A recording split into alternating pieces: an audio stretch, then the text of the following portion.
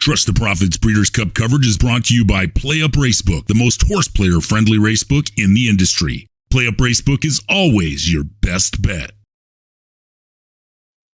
It's the biggest day in the industry. It's Saturday at the Breeders' Cup. Let's cap the card.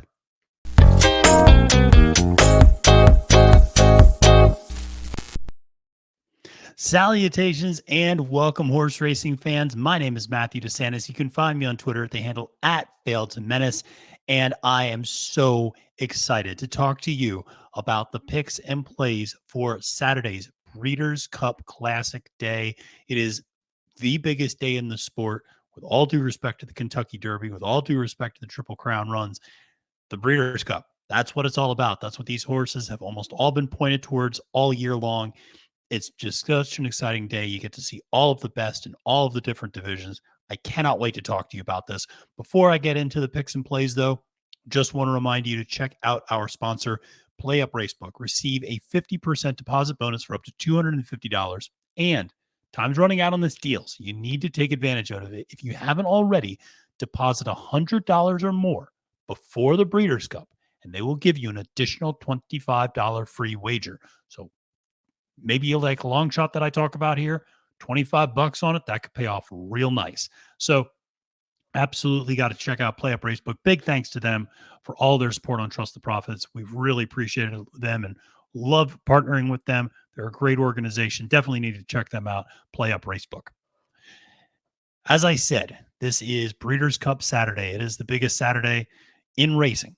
And we are going to cap the card. We're going to go through all 9 of the Breeders' Cup races. Okay, there's 2 races before the Breeders' Cup races start, and there's actually a race after the Classic. How would you like to follow that? Right, follow what could be a historic or at least a very epic Breeders' Cup Classic showdown, which we're going to get to in a little bit. But before I just mention that, I just want to remind you all, like and subscribe to Trust the Profits. Make sure to follow me on Twitter at the handle @FailedToMenace.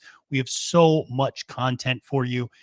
I can't even begin to name it all. We have picks, we have plays, we got daily doubles, we got top 5 lists, we got top 10 lists, we got interviews. We just posted one on Wednesday. I talked with Mal Bamford, who's a British horse racing expert, and that was incredibly insightful. So if you need some insight into the European racing and you're having some trouble deciphering which Euros to go with, really encourage you to check out that interview with Mal. That was a great discussion that we had, and we just posted it yesterday. So much there. Like I said, make sure to like and subscribe, and make sure to follow Trust the Profits.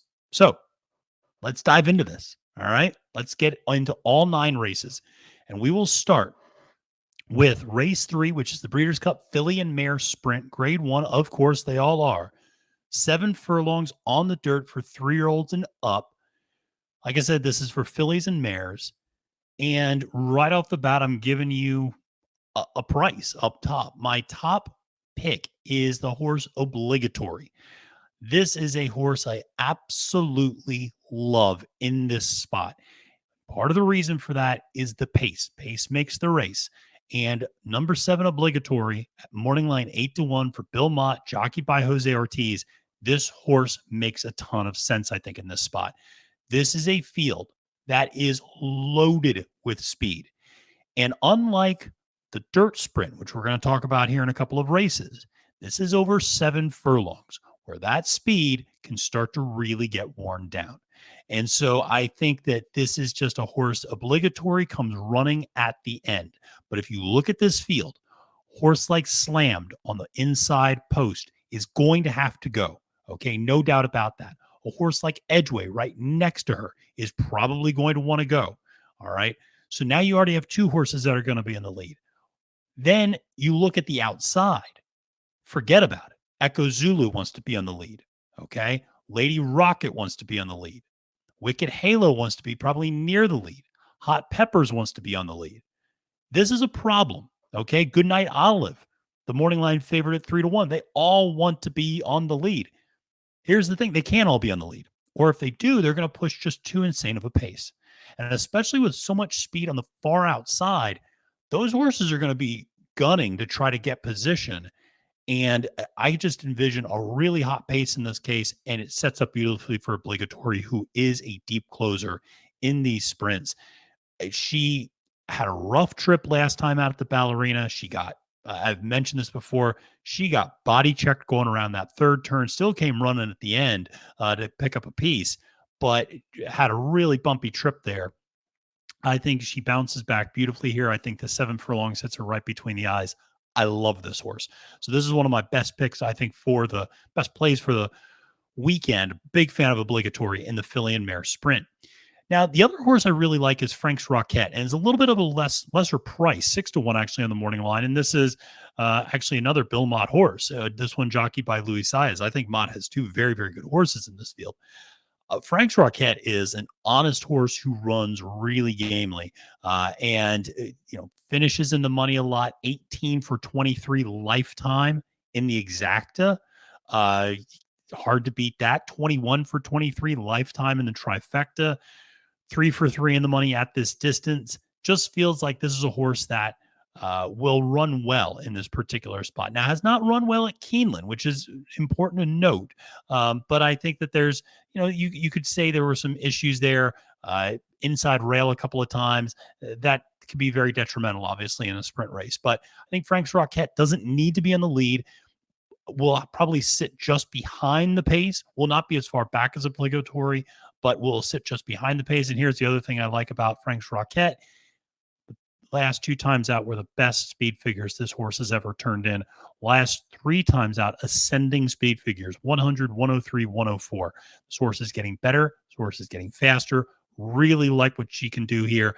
I think Mott's sitting on the live one. I think Frank's Rocket's going to turn in a big effort. So that's another pick that I would say make sure to include in your exotics.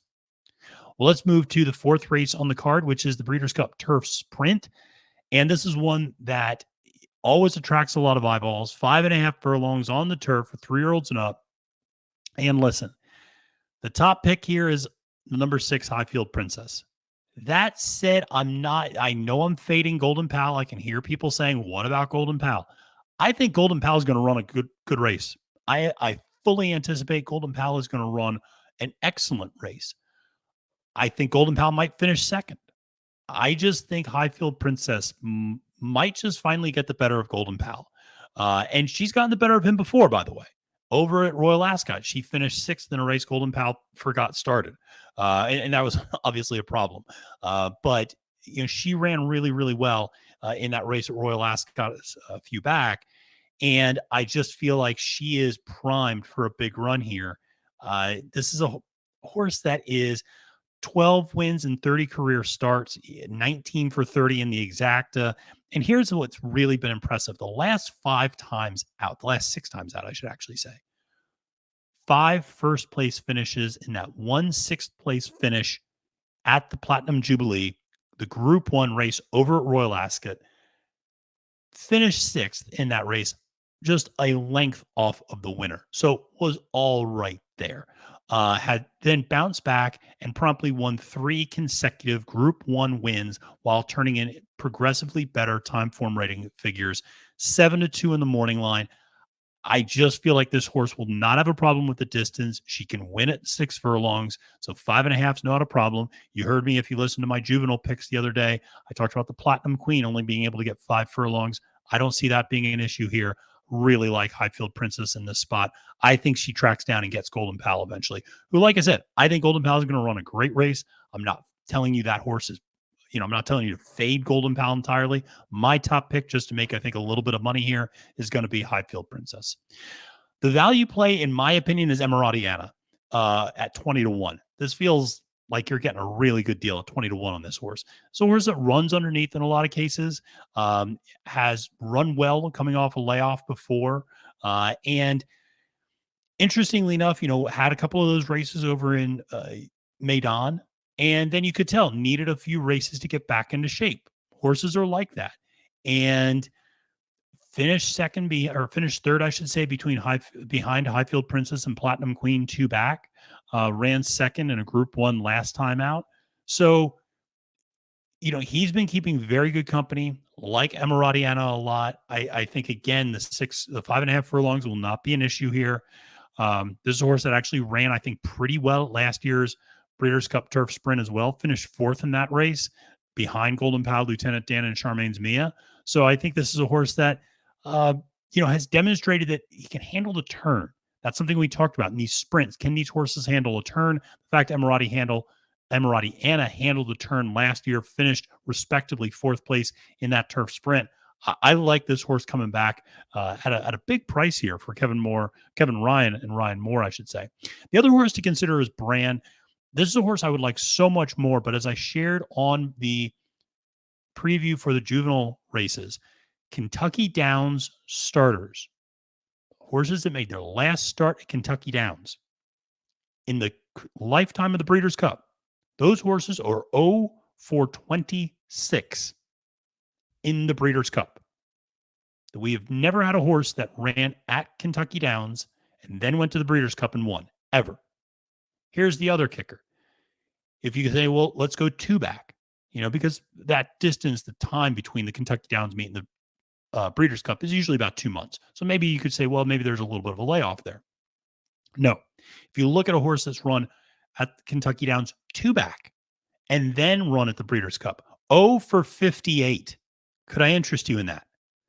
That is not a statistic I like. Now, I think Bran can finish underneath. I think Bran's a very honest horse. I like the work that Bran had over the Keeneland turf, I think October 29th. I like that work a lot. So a lot to like there, but hard for me to bet on a horse coming out of those Kentucky Down races where there's just not been any success. And again, that's another one. I think Campanelle is another horse like that coming out of that Kentucky Downs race. I cannot get behind a horse like that. So I ultimately went with Highfield Princess and Emirati Anna here. I think there is some consideration for Bran to be included in some vertical exotics. But I think that Golden Pal will run well. And the break is the key with Golden Pal. Golden Pal breaks well. That's his MO. But I think Highfield Princess is a caliber of horse coming over that maybe we've not had in the past that has the ability to beat Golden Pal here in North America, something nobody's done. So let's move to the Dirt Mile. And this is a fascinating race. And this is another one where I think you could look at this race in a lot of different ways. Obviously, the favorite is Cody's Wish. The issue that I have with Cody's Wish is less the quality of that horse. That horse is a very, very good horse. What I'm a little worried about is the distance. Because while this is the Dirt Mile, it's not really a mile, it turns out. It's more of a mile and 70 yards. They're going to start timing it at a mile, but the horses are going to run a mile and 70 yards. The other issue is that this is a two-turn mile. Two-turn mile. Now, while Cody's Wish is 5 for 5 at a mile, Cody's Wish has never run a two-turn mile. In fact, if you look at the only time Cody's Wish has run two turns, finished second to Scalding. So this is a horse that, like I said, I think the distance and the race shape, the way that the two turns are going to impact this race, does not necessarily set up great for the favorite Cody's Wish, who I think is an outstanding horse and running at a great level and is a wonderful, wonderful backstory. If you don't know about the backstory behind Cody's Wish, I encourage you to check it out. I'm sure that NBC and FanDuel will have all sorts of human interest pieces about it. It's worth watching, worth paying attention to. Very touching. From a standpoint of the race, though, I'm going to go with the Bob Baffert horse, Laurel River. Now, I know that historically California dirt horses have not run particularly well in Keeneland at the Breeders' Cup. There, I think 0 for 26, actually. So I'm kind of trying to buck a trend here with Laurel River. I just feel like this is a horse that is ascending at the right time. And this is a horse who had a lot of delays in his running line. If you look at Laurel River, it was a lot of fits and starts. This horse is finally now starting to get into a little bit more of a routine rhythm and has been turning in some of the best efforts. I like that he's won it going two turns at a mile twice. That's always very helpful. That last time out at the Pat O'Brien was just overwhelming. I was on him that day, actually. That was my top pick. I just think this is a horse that, again, I have a type. I like lightly raced horses with ascending speed figures. Laurel River fits that bill in this spot. Now, you might ask, Matthew, what about Cyberknife? Cyberknife is an excellent horse. But the outside, and Cyberknife's drawing in the nine hole, the outside posts have not been particularly kind at Keeneland in 2-turn dirt races. So I think that's a concern to have those outer posts or something to consider. That's why I really looked inside more for where I think the winner is going to come from. But listen, this would not be a video of me talking about horses if I couldn't talk about my favorite horse in the world, which is, of course, Simplification. I love this horse.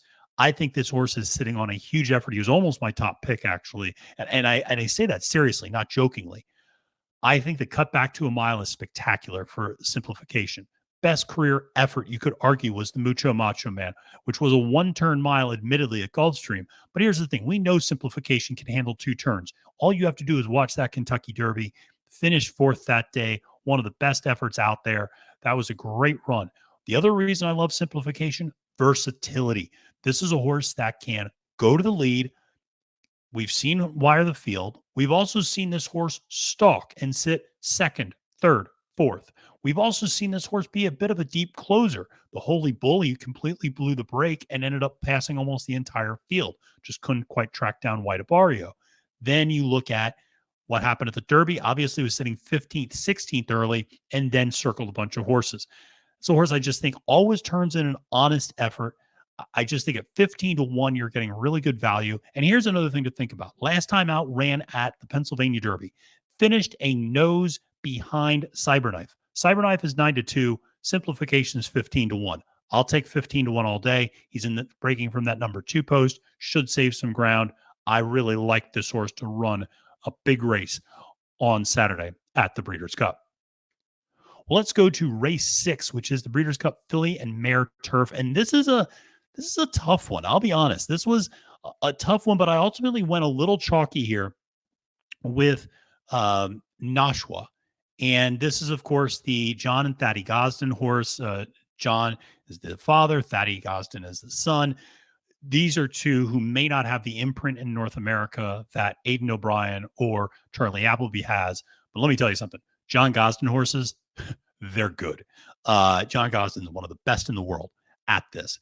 Also, you got Holly Doyle up on the mount, one of the best jockeys in the world as well. I think Nashua is a horse that's sitting on a really, really, really big effort here. I think, she's coming over and is going to be ready to roll. And so I expect a good effort from her. And just to maybe talk a little bit about this is a horse that last time out at Longchamp finished 2nd to Place du Carrousel in the L'Opera. Okay. But that was over very soft ground. Very soft ground. That was a race which, quite frankly, if it was run in the United States, would have been taken off the turf. That's how soft the ground was. Still finished 2nd that day in a 16-horse field. Before that, 2 consecutive Group 1 victories. This is a horse I feel like is improving at the right time. Those time form rating numbers keep getting better and better. Obviously, a progeny of Frankel, Galileo before that. So great pedigree there for Nashua. I think she is the real deal. I think this is potentially a very dominant effort from Nashua in that Filly and Mare Turf. The other horse I really like in this spot is Tuesday. And Tuesday is a horse from Aidan O'Brien. And Aidan O'Brien's an interesting figure here at Keeneland. And I'll tell you why. Because Aidan O'Brien, over the last 5 years, has not had much success at the Breeders' Cup. 2 for 51 over the last 5 years at the Breeders' Cup, only winning at a 4% clip. But his best year that he ever had in the last 5 was at Keeneland in 2020. So now it's a question of do his horses just like the turf at Keeneland? Is it a little less of a, obviously it's not the same as going out to the West Coast, those sorts of things. There's less travel. Maybe it's a little less rigor on the horse. You can fill in any number of potential reasons. But for whatever reason, he performed very well at Keeneland. Tuesday's a horse I really like. And I think it's another horse, if you go through and look at her running lines, makes a lot of sense. This was one of the best fillies in all of Europe and won that Epsom Oaks over Nashua, over a horse like Emily Upjohn, who's excellent as well. Then goes and runs against the boys in the Group 1 Irish Derby at 1.5 miles. Finishes 4th that race. Fine. Comes back, runs in the Yorkshire Oaks. Finishes 2nd that day, but who does she finish 2nd to? Alpinista. Ultimately, the horse that went on to win the Arc. So she's losing to excellent company. Then the next 2 times out, she faces soft ground at 1.5 miles and 1.25 miles. And I just think you can chalk that up to soft ground. I think Tuesday's sitting on a big effort here, 8-1 the morning line. Absolutely like that. Now you're saying, Matthew, what about a horse like In Italian? I like In Italian a lot. I respect what she's done. I think she's going to have more company on the front end than she's had recently. And I think she's going to have a better class of horses chasing her at the end than she's had recently. I just think she's up against it in this spot. I know a lot of people I respect, like Moira in this race as well. I just can't quite get there on Moira. She's got the far outside post as well, which I'm not thrilled about. And I do think a better ride than what she got in the EP Taylor will make a difference. But I just couldn't get there on Moira. I think that she just, if you dig into those past performances, the caliber of horse that she's been running against just is not there compared to what we've seen from some of the others in this field. So I'm ultimately going with Nashua and Tuesday as my top pick and value play. Well, let's go to race 7, and this will save us a little bit of time. We can fly through this race because I think this one is a slam dunk for the chalk Jackie's Warrior. And why do I think that? Honestly, because of the scratch of Jack Christopher. That changed everything.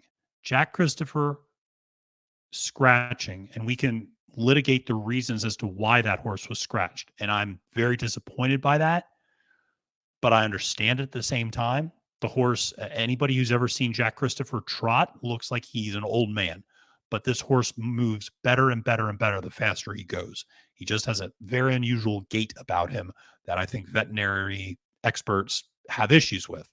But nevertheless, he was scratched to avoid any of that distraction. Jackie's Warrior is the lone speed in the sprint race. I mean, there's nobody who's going to challenge Jackie's Warrior up front. Nobody of any import. And if Jackie's Warrior wants to sit second, then he can sit second. But the bottom line is there's nobody up front who really challenges Jackie's Warrior. The other thing is the horses that might challenge Jackie Warrior, they all went to the dirt mile. A horse like Gunite, a horse like Pipeline, they went to the dirt mile instead of running the sprint.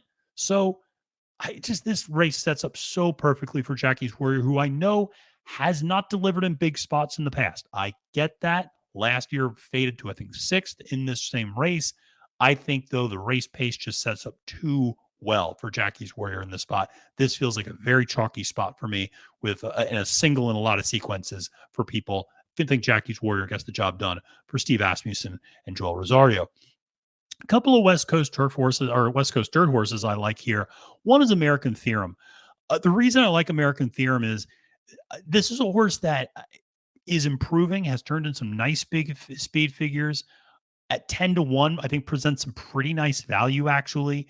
Obviously got beat by Laurel River in that Pat O'Brien, but honestly looked really good the race before that. And this is a horse, don't be too deceived by where he was placed. He was 7th, sitting, I think, at second call last time out, but he was only 3 lengths off. This is not a horse that's going to be too far off the pace.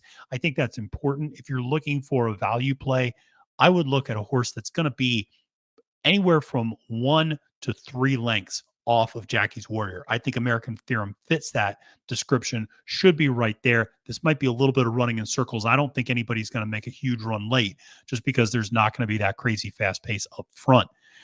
If there is, for some reason, if you think maybe Jackie's Warrior gets pressed and maybe there is a little bit of a pace breakdown, then the horse to consider, I think, is Aloha West. Obviously, we saw what he could do last year, 12-1. The Wayne Catalano horse won this race last year with that furious charge, just edging out Dr. Schivel. So another horse to consider at a big price. I like Aloha West a lot. I like Wayne Catalano a lot.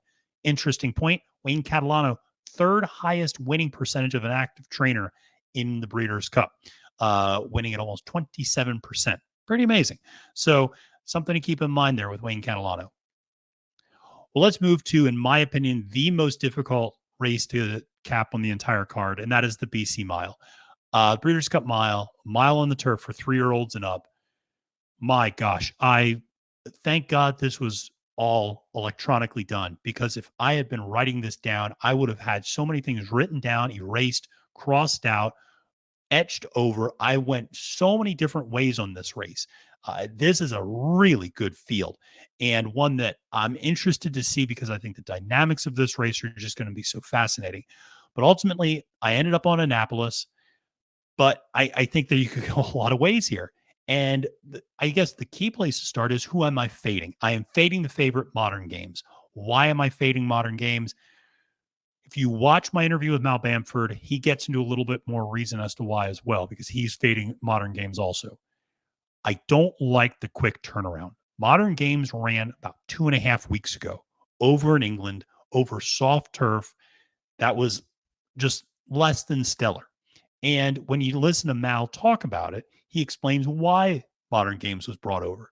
Because Charlie Appleby was kind of in contention for a breeders or for a trainers championship, and kind of thought he could bring Modern Games over to win. Modern Games ultimately doesn't win that race, finishes second, and now is coming back. So this is a horse that traveled from England to race at Woodbine, won the Woodbine Mile, went back to England to race again, and now has come back to Keeneland to race for the third time, basically in about a month.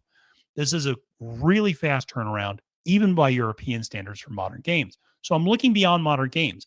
And I think once you start doing that, you can understand why a lot of people pick Modern Games. Because if you get past Modern Games, this whole field seems to open up. I think you could make a case for Dream Loper. I think you could make a case for Regal Glory. I do. But ultimately, I went with Annapolis, a horse that I've been very slow to embrace this year, but I'm not one to be stubborn in my ways. This is a horse that has never finished out of the exacta, 5 wins and 7 starts, should get a good trip and has the versatility, does not need to be on the lead, will probably not be on the lead, in fact, but can be tactically positioned, very similar to what he was in that turf mile at Keeneland. I like that he's got a win over that turf. Came back, fired off a very nice bullet work on October 21st. That's 47-4, 4 furlong work. Then came out, just gave a nice breeze on October 29th. This is one I really like here. 10-1 on the morning line. You're getting very good value. I doubt you get that by post time, but Annapolis is my top pick in the BC Mile. And then my value play, who was almost my top pick, but my value play is Ivar. I love Ivar. Ivar feels like a horse that's going to make you money on vertical wagers. The 6 horse here, 15-1 on the morning line. Paulo Lobo. Here's another thing. Paulo Lobo was on fire at Keeneland. Paulo Lobo was hitting the exacta at an 85% rate at one point at Keeneland.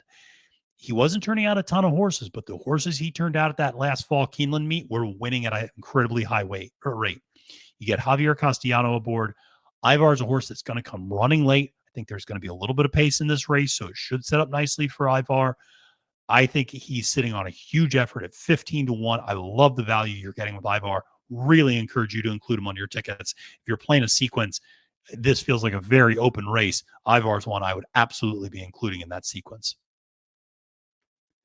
Well, let's go to race 9, which is the Breeders' Cup Distaff. And this is one where maybe I'm a little bit different from where the general public is going. A lot of people are talking Nest. A lot of people are talking Malathat. I'm going with my girl, Clairiere, as my top pick in this race.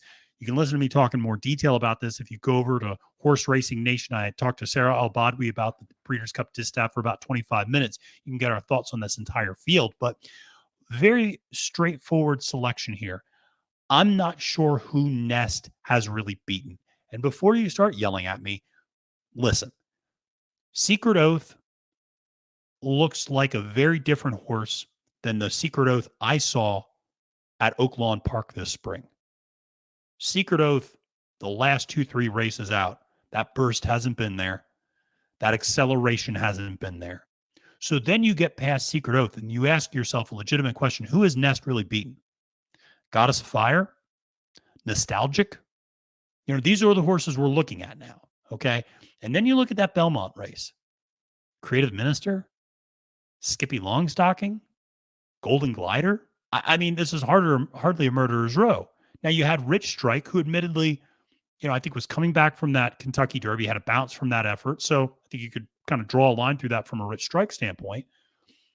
Skippy went on to win at West Virginia, but that was in the slop. And that's what Skippy's father Exaggerator liked to do, win in the slop. So I don't think Skippy Longstocking's some world beater. So as a result, I just look at that Belmont and I go, that's not even that good of a field. And so again, I'm just kind of poking holes in the favorite, as we all try to do, to make a little bit of value. Malathat's a horse drawing the inside rail. I don't mind that necessarily. I think Malathat's best, obviously coming, from way back. She is a little bit of a grinder. and a horse that really up until this year had been getting the best of Clairiere. Clairiere was a horse that had turned the tables, it felt like, last year at the Cotillion, then ran a really nice effort at the Breeders' Cup Distaff, finishing fourth that day, but then came back this year and got those 2 wins over the summer over Malatat. Last time out the personal ensign was fractious in the gate, scraped her tongue, did not run particularly well after that. Understandable result. I think she's sitting on a big effort here. I think Asmussen has a very live barn in this particular Breeders' Cup. I like a lot of his horses in this spot. Clairiere is going to be my top pick. She's going to be a horse that needs speed. Speaking of speed, my value play, this is a little bit of a boomer bust, but I like Society. This is a horse at 6-1. Steve asked me, he said, again, this is a gun runner with Florent Giroux aboard. Society winning that grade 1 Cotillion last time out. The key to this race is going to be search results. If search results presses Society on the front end the way that search results pressed Latruska at the Ogden Phipps, then the pace is going to fall apart and it's going to set up perfectly for Clairiere. If, however, search results sits a little bit and doesn't try to press a crazy pace, sits second, but it's not trying to, set land speed records the way they did at the Ogden Phipps. If search results sits second by maybe a length or 2 lengths, this is a very different race. And I think Society has the ability to wire the field, because outside of that Coaching Club of America race where she stumbled at the start and could never get her footing back, other than that race, she is 5 for 6, and her running lines look a lot like Echo Zulu, with the difference is she can do the distance. So she's a front runner the whole way. And I just was so impressed by her at the Cotillion. Really like her at 6-1. I wouldn't even be surprised if that number floats up a little bit, because I think there's going to be a lot of money on Nest and Malathat. Well, let's go to the Breeders' Cup Turf. And where do we look in this race? There's a lot of good Europeans, but I'm kind of moving past them. I'll be honest. I'm moving past the Euros here. Rebels Romance is a horse that I think will not benefit from 2 turns. Rebels Romance is a horse that needs, I talked to Mal about this as well. You watch the replays, that horse needs a really long home stretch and is a real grinder. And you're not going to get that in this race. And so I'm kind of fading Rebels Romance for that reason. Nation's Pride is an intriguing horse. I like Nation's Pride quite a bit. My opinion of Nation's Pride has done nothing but increase since he's come over. I thought he was kind of the second tier Charlie Appleby horse when he came over, and he promptly beat all the American turf horses almost. Finished second once and then won a grade 1 and a grade 3 over here. He's been here. I think there's a lot of reasons to like Nation's Pride. He's going to be included in my vertical wagers, but my top pick ultimately is the Super Mare, is Warlike Goddess. And if you take that flower bowl and toss it out, which was, we can litigate this in the comments if you'd like. I thought a horrendous ride by Joel Rosario that day. He just had her in trouble the whole way around. And I don't know what he could have done different. Well, I do actually know what he could have done differently. He could have just tipped her outside. But that horse never looked comfortable the whole day. The whole race, she looked uncomfortable. And other than that, where she almost, despite a terrible trip, almost closed and beat Virginia Joy. Other than that, Warlike Goddess has absolutely been the class. Went up and just easily dispatched of the boys up in Belmont and Aqueduct the last time out. Warlike Goddess at 9-2. Bill Mott, Joel Rosario back on board. I think she's just sitting on a big race here, and I really like Warlike Goddess a lot. At 9-2, you're getting good value. One could argue she should have won the Philly Mare Turf last year. The distance is her friend. The 1.5 miles is going to suit her perfectly. Love her in this spot. The other horse I really like in this spot at a big price is a West Coast turf horse coming east. And normally that's not an angle I like to play, but Gold Phoenix and more importantly, Phil D'Amato is just so hot right now that I can't ignore this horse at 20-1 in the morning line. Gold Phoenix showed a lot of class, winning, kind of bursting onto the scene in that When You're In race out in California. And then D'Amato has just been firing off winner after winner after winner out there. This is a very hot barn. You get a great jockey with Flavian Proud aboard. I like Gold Phoenix at 20-1 to make his way into the trifecta. So that's where I'm going with the BC Turf. And of course, now we go to the Classic, the final race. Where do I go here? I can talk myself into a lot of different things. and I can say, well, Flightline hasn't faced the level of competition that he's going to face on Saturday. And that's absolutely correct. He's never seen the type of early speed that Life is Good is going to show him. You're absolutely right. You're absolutely right. How's he going to handle the Keeneland turf? Fair question to ask, though he seems to be handling it just fine during the workouts. But nevertheless, there are questions. People are very divided about this horse. I understand why. He doesn't run very often. I get it. I've never had my breath taken away quite as much as I did in the Pacific Classic. And you go, Matthew, what if he doesn't run back to the Pacific Classic? Okay. Like he can run back to the race 2-back or 3-back or 4-back and still win this race. Like that's the crazy part. He can run his second worst buyer speed figure and it's better than anybody else in the field. So that just shows you the gap that exists between Flightline and everybody else. I think this horse is special. I think this horse is a freak, a monster, whatever label you want to put on it. Once in a generation type of horse. It's very possible. Now, from a betting standpoint, I get the angles of wanting to try to beat this type of a horse. I get it. I think if you want to look at a horse like Epicenter and Taba, that makes sense to me. That's a rational conversation to have. I get it. Ultimately, though, I just think he's better than everybody else. I think Life is Good. Can't get the distance. I think Taba's inside draw does not do him any favors. He doesn't like that kickback. I just don't know what type of trip he's going to get. I think Epicenter is the biggest threat. But I do wonder that 112 at the Travers from Epicenter feels like the best you're going to get from Epicenter. I wouldn't be surprised if a little bit of bounce there. Then you look at horses underneath, and I think that where you can find value are with the biggest shots on the board, honestly. I think Happy Saver is a horse I absolutely love. This is a horse at 30-1 on the morning line. All Happy Saver does is hit the board. This horse has hit the board in every race except one in his entire career. Okay. Very consistent horse. May not win a ton, but finishes underneath all the time. And at 30-1 can enrich any vertical wager. Really like Happy Saver to run well. Now, here's the thing. Todd Pletcher just announced he had a crack in his hoof. And so there is a question about whether or not he runs. Pletcher still anticipates that he runs. If he doesn't, I would tell you, honestly, my top value play, Rich Strike. Rich Strike, it will benefit from this pace because if you think Life is Good and Flightline are going to go out and run 23, 46, 111 or something like that, if you think they're going to go out and run just crazy hot paces up front, then who does it benefit? It benefits absolutely Rich Strike. My good friend Barry Spears pointed out the faster the race is at the second call, the better Rich Strike does. This is going to be a fast race at the second call. Rich Strike is going to do well, 20-1 on the morning line. Like I said, if Happy Saver doesn't run, then I think Rich Strike makes all the sense in the world to include underneath in your vertical wagers. But ultimately, I think we see something special on Saturday. And maybe I'm just rooting for it, but I think we see something very, very special in terms of the length of victory. I think Flightline is that type of horse. He proved a lot of people wrong at the Pacific Classic. I know there's still doubters out there. I read your comments. I respect them. You make good points. I'm not gonna, because like I said, I can make an argument against Flightline. I did actually. You can watch that video. We posted it on our channel. The case against Flightline. I can make that case too. But ultimately, at the end of the day, he's my top pick for the Breeders' Cup Classic. Well, that is it. We went through all 9 races on the card. I hope you enjoyed this. Gave you a little bit of analysis with each one. I first of all just want to say thank you for all of the support, all of the views, all of the clicks, all of the likes, all of the subscriptions to the videos that we've been doing.